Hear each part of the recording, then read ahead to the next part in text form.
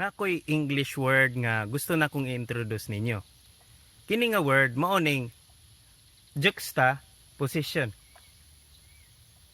Bot pasabot, itandi ang duha ka butang nga sila maklaro gyud kaayo ang ilang pagka-tatbang. Aron kini akong ma-illustrate, musibog sa tagamay.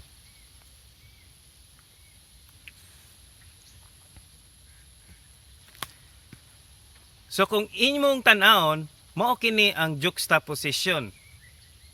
For example, faith, pagtuo, doubt, pagduha-duha.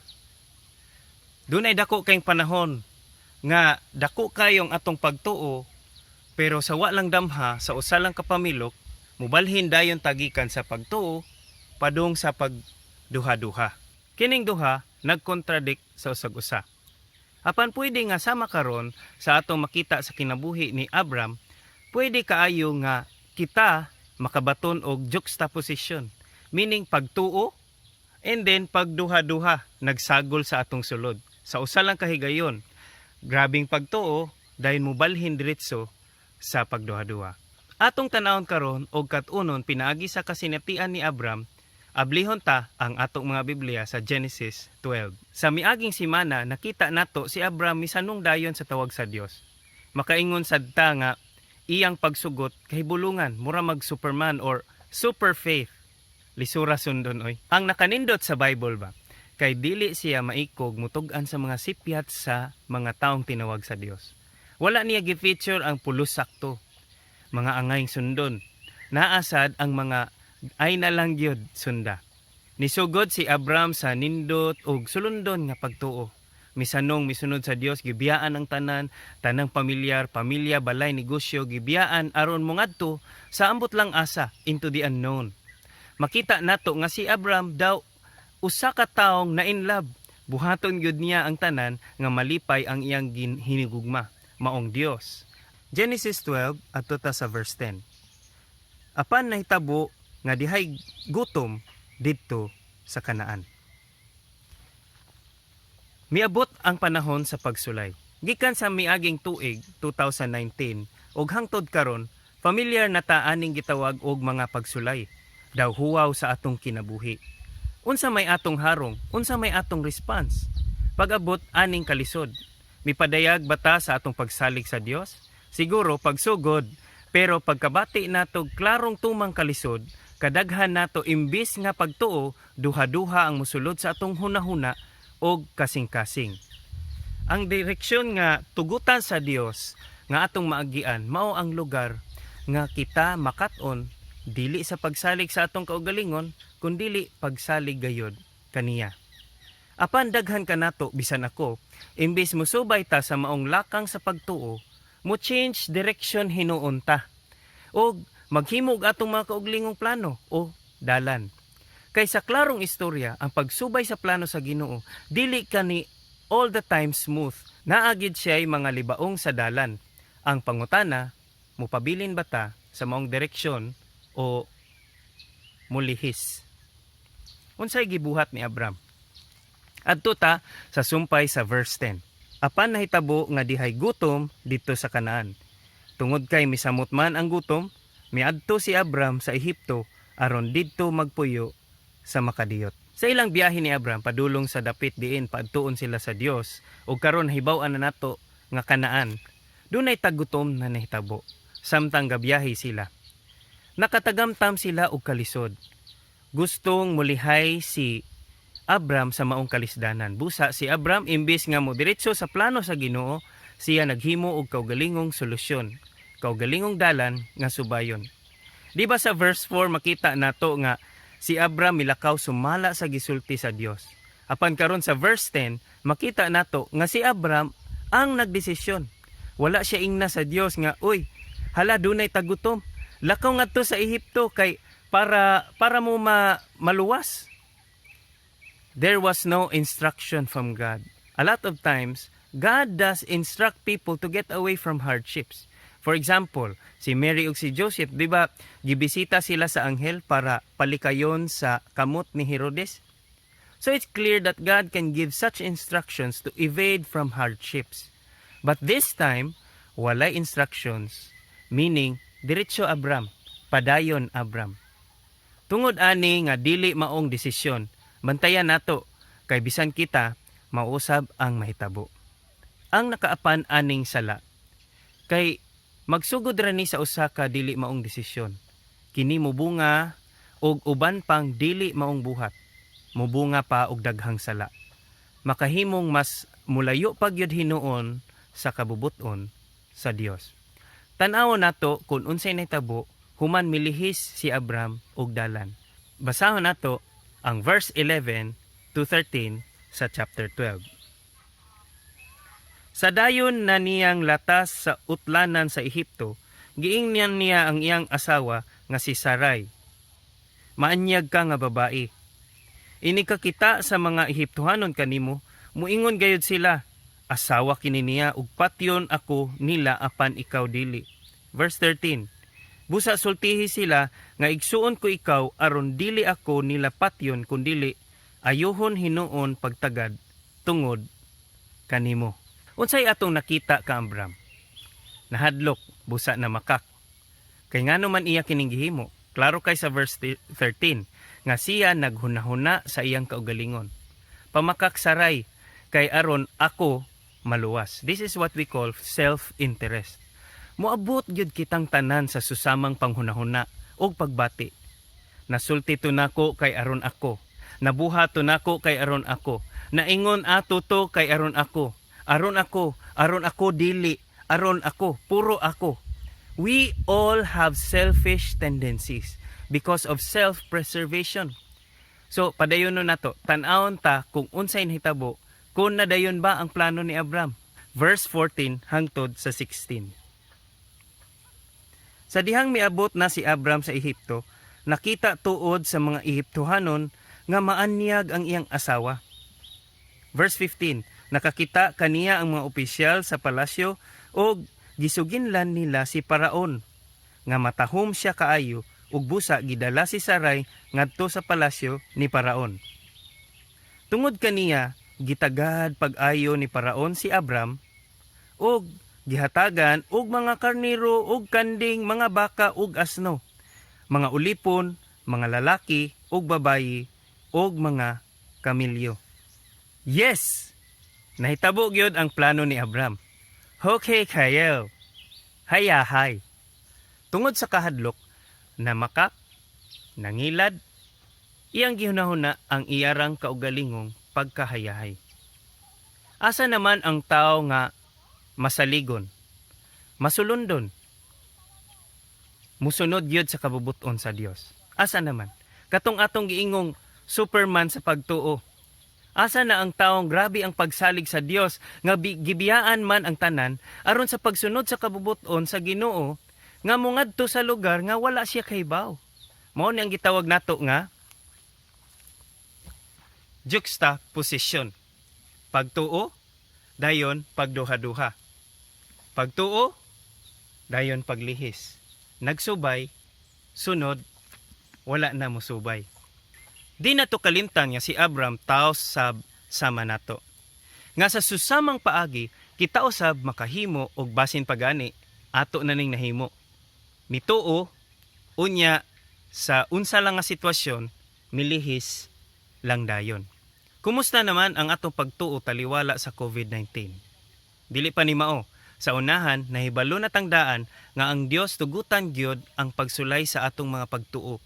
Kung unsa bagyod kini kalig-on diha kaniya. Duna tay panahon sa abundansya, duna sa tay panahon sa huwaw. There is a time of abundance, there's also a time of drought and famine. Ang pangutana, mag-juxtaposition ba ta?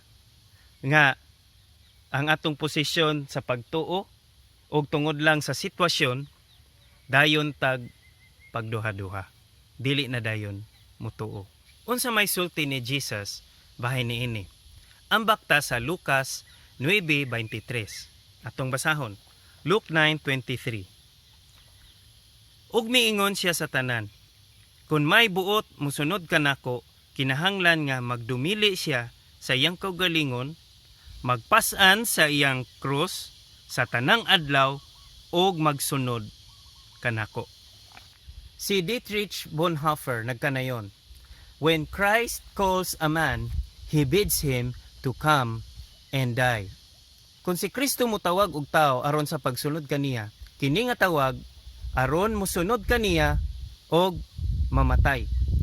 Ingon pa ni Pablo nga dili na siya ang tag-iya sa iyang kaugalingong kinabuhi, kundi gipanag-iya na siya ni Kristo. Ang kamatayon tungod sa iyang pagsunod sa Dios, ingon siya, ginansya pagani alang kaniya. Dili sayon ang pagsunod ni Kristo, dili sayon ang pagsubay sa kabubuton sa Dios. Bisan sa istorya sa kinabuhi ni Abraham, makita nato nga dili gyud lalim. Kung ang tanan okay lang, sayon kaayo isunod sa Dios, di ba? Ang pinakalisod sa kang Abraham dili ang pagbiya sa familiar. Ang pinakalisod mao ang pagsalig sa Dios sa panahon nga dunay libaong sa dalan. Panahon sa mga rough roads, bagyo, linog sa kinabuhi. It seems nga samtang okay pa kaayo, walay problema si Abraham sa pagsunod. Apan pag-abot sa kalisdanan, dayon siya glihis og dalan. Pangutanan nako, what challenge are you facing right now? Unsa man ang ingon tag drought nga imong ginaagian karon? Doon na ba kay family issues, sakit, financial challenges, unanswered prayers, imuhang reputation is on the line, trabaho? Kitang tanan naa gyud tay tendency nga mosunod kung okay lang ang tanan. Si Abraham gani nahitabo sab sa iyaha. Ang akong challenge dinhi sa akong pagsunod sa kabubuton sa Dios has always been the test of my reputation. Daghang kaayong tao nga moistorya bahin sa akong gipangbuhat dinhi nga dili maayong mga istorya. It's a test if mopadayon ba ko in spite of my reputation. Daghang kayong mga istorya nga dili tinuod. Apan I made the decision that I will still follow God's will even if my reputation is on the line. Napog ko'y gustong i-point out. Pasalamatan ta ang Dios kay ang iyang gugma kanato wala gyud kondisyon. Basahon nato ang verse 17 to 20 sa Genesis 12. Apan tungod kay gikuha man ni Paraon si Sarai, gipahamtangan sa Ginoo og makalilisang nga mga sakit si Paraon, ingon man ang namuyo sa iyang palasyo. Busa gipatawag niya si Abram og gipangutana, unsa ba kining imong gihimo kanako? Nganong wala mo man ako tug-ani nga imo di ay siyang asawa? Nganong miingon ka man nga siya imong igsuon ug tungod niini gikuha ko siya aron mahimong akong asawa? Ania ang imong asawa? Kuhaa siya og panlakaw kamo. Verse 20. Og nagsugo si Paraon sa iyang mga tao nga ubanan si Abram og gidala niya siya o gipagawas sa Ehipto uban sa iyang asawa ug sa tanan nga iyaha. Klaro kayo nga bisan pa sa gibuhat ni Abram, ang Dios gihapon ang miluwas kanila. Bisan pa sa maong sitwasyon. Napugo si Abram pagtug-an kay si Paraon nasakitan. Medyo unfair tan-awon ang sitwasyon, no? Pero sa daghang panahon ang atong sayop nga nahimo, pwedeng dili kaayo makaapekto nato apan dako kayo nig-epekto sa uban nga naa sa atong palibot, labaw na sa atong mga hinigugma. Mao nang dapat maghunahuna gyud kita og tarong sa atong mga decisions. Ingon sa akong father-in-law nga si Papa Paulino, ingon siya, ante semblantes pensar din. Ambot unsaon gyud paglitok niini, apan ang buot pasabot niini paghunahuna sa paminsar usa before ka mobuhat og usa ka butang. Napaday ko i-point out, di ba nadunggan nato nga sa New Testament daw ang Dios grasya, apan sa Old Testament siya hustisya. Tanaw nato sa Old Testament sa nahitabo ni Abram nga ang Dios grasya lang gihapon. Kita kaayo og dayag kaayo ang grasya sa Dios sa istorya ni Abram. Unsay nahitabo? Aron dili mapadayon ang dili maayong panghitabo ni Paraon, gipalaya sila si Abram ug si Sarah. Apan unsay gipadala? Ang ilang mga properties. Tanan nga ilahan na. Misulod sila sa Ehipto nga naglisod, apan minggawa sila tungod sa tabang sa Dios ug sa grasya sa Dios, migawa sila sa Ehipto nga adunahan. Dili kini pasabot nga magpakasala na lang ta aron sama ani ang mahitabo. Pandapat ta magbaton og lawom nga rason nganong mosunod kita sa Dios. Kay ang Dios nato, Dios sa gugma ug grasya. Nganong mosugot ta nga mulunod patay sa Dios, fully devoted.